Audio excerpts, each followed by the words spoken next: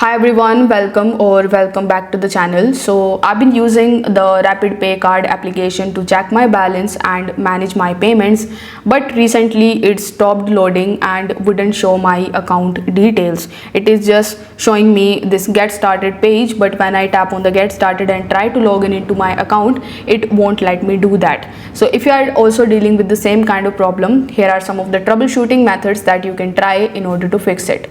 First of all, you just have to refresh your account login. Now sometimes the application gets stuck in a session timeout or an outdated token issue, especially if you stay logged in for too long. So you just have to simply just tap on your profile inside the application and you need to log out completely. Then you will be on this get started page where you need to tap on get started and provide your login credentials like your email and your password again, and you need to simply log in into your account. So logging back in forces the application to reconnect with the servers and pull fresh account data, often fixing balance display errors and loading problems immediately. Now the second thing that you can do in order to troubleshoot this problem is to double check your application's security settings.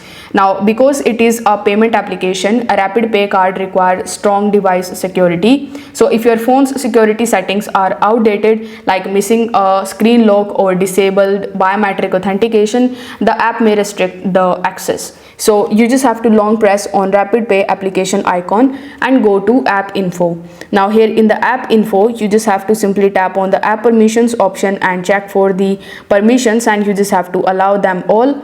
You need to simply search for the security option here as well and make sure that your device has a PIN, password or fingerprint lock setup.